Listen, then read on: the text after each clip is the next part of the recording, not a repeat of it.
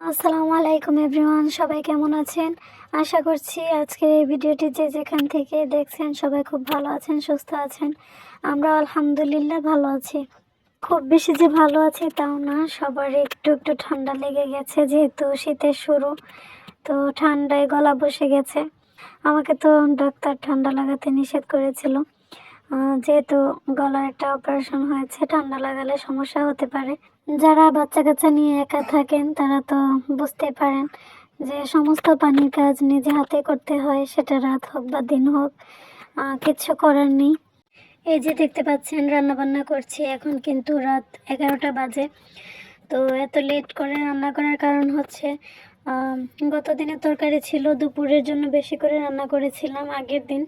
মানে একদিনে রান্না করেছি 2 দিনের রান্না। তো দুপুরবেলা তো খাওয়া হয়েছে, কিন্তু রাতের জন্য কিছু রান্না করব ভেবেছিলাম সন্ধ্যার পর। কিন্তু দুর্ভাগ্যবশত আজকে সন্ধ্যার পর থেকে কারেন্ট নেই। রাত্রে প্রায় 11টা, সাড়ে 11টার দিকে কারেন্ট আসে। আর কারেন্টের অপেক্ষা করতে করতে আমি অনেকক্ষণ লেট করে রান্না বসিয়ে দিয়েছিলাম কারেন্ট আসার আগেই। আর আমার রান্নার মাঝখানে কারেন্ট এসেছে। তো যখন আমি ভিডিওটা করেছি তার কিছুক্ষণ আগে কারেন্ট এসেছে, দেখতে পারলেন যে রান্না শেষ হয়ে গেছে, শেষের দিকে কারেন্টটা এসেছে।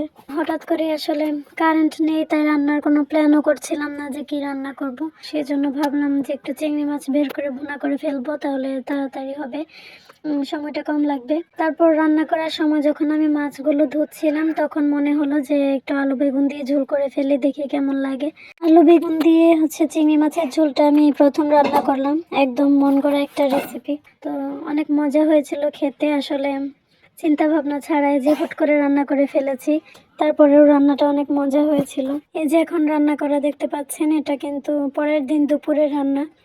আর সকালবেলায় ওই চিংড়ি মাছ ছিল রাতের, ওটা দিয়ে খেয়েছি। আর চেপার চাশনিও দেখতে পেয়েছেন, রাতে খেয়েছিলাম। তো চেপার চাশনিও ছিল একটু, ওগুলো দিয়ে সকালে খাওয়া হয়েছে। আর দুপুরে একটু সবজি রান্না করব, আর মুরগির মাংস, কক মুরগি রান্না করব।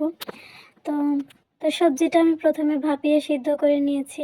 সবজির মধ্যে ছিল আলু, পেঁপে, মূলা আর সিম। তো সবজি যখন শেষের দিকে এসে যায় তখন আমি যে কয়টা থাকে সবগুলো একসাথে করে এভাবে সবজি রান্না করে ফেলি, নয়তো শুটকি রান্না করে ফেলি। আচ্ছা, রান্না করতে করতে আপনাদের সাথে একটা গল্প শেয়ার করি, যে গল্পে আমি খুব বাজেভাবে ঠকে এসেছি। এই যে পাতিলটা দেখতে পাচ্ছেন, যেটাতে আমি সবজি রান্না করছি, এই পাতিলটা কিন্তু আমি খুব শখ করে কিনেছিলাম। এরকম একটা পাতিল আছে আমার, মানে যেটাতে আমি পায়েস রান্না করি, তবে ওটা এটা থেকে একটু ছোট। তো অনেকদিন থেকে শখ ছিল এরকম সিলভারের একটা ছড়ানো পাতিল থাকবে, যেটাতে আমি তরকারি রান্না করতে পারবো। তো তারপর কিনবো কিনবো করে আর কিনা হচ্ছিল না, মানে আমার হাজবেন্ডের সময়ও হচ্ছিল না, আর কেনাও হচ্ছিল না। তো তারপর যখন আমি আমার বাবার বাড়িতে গিয়েছিলাম, তখন আমি কোনো একটা দরকারে বাজারে যাই। তো তখন এই পাতিলটা দেখে আমার পছন্দ হয়ে যায়। তো তারপর দাম জিজ্ঞেস করলাম, তো লোকটা বলছিল যে পাতিলটা 300 টাকা, আর ঢাকনা সহ নিলে ঢাকনার দামটা পড়বে 150 টাকা। তো তারপর আমি আগে থেকে জানতাম যে সিলভারের জিনিসপত্র ওজন করে বিক্রি হয়, কিন্তু ওই মুহূর্তে সেটা মনেই ছিল না। তো আমার সাথে আমার ছোট বোন আর ছোট ভাইও ছিল। তারপর আমি একটু দামাদামি করছিলাম, বলছিলাম যে 250 টাকা হলে নিব, নয়তো নিব না। তো লোকটা বলছিল যে ঠিক আছে, আর কিছু বেশি দিন, 320 টাকা দিন। তো আমি বললাম যে না, 250 টাকাই দিব। তো এভাবে করতে করতে লোকটা এক পর্যায়ে ওজন করার যে মেশিন থাকে ওই মেশিনের উপর রাখলো। তো ওই মুহূর্তে আমার মনে হলো যে এগুলো তো ওজন করে বিক্রি করা হয়, কিন্তু এমন বোকা সেজেছিলাম সেদিন, মুখ থেকে একটা কথাও বের হলো না। তো তারপর উঠে দাঁড়িয়ে গিয়েছি যে চলে আসব। আর তারপর ওজন দিয়ে লোকটা বলছিল যে ঠিক আছে, 250 টাকায় দেন। আর এই কথাটা শুধুমাত্র আমার বোন আর আমার ভাই শুনেছে, আমি একটুও শুনিনি। আর এটা ওরা আমাকে বারবার বলতেও চাচ্ছিল, কিন্তু আমি একটু খেয়াল করছি না। তো মানে এমন এক বোকা সেজেছিলাম সেদিন। তো তারপর ওরা বলতেই চাচ্ছিল, ইশারা করছিল আমাকে, কিন্তু হুট করে আমি বলে ফেলি আচ্ছা ঠিক আছে, 300 টাকা দিব। তো তারপর লোকটার সাথে সাথে বলে ফেললো আচ্ছা ঠিক আছে দেন। আর ওই মুহূর্তে আমার ভাইও আমার দিকে বড় বড় করে তাকিয়েছে, আমার বোনও।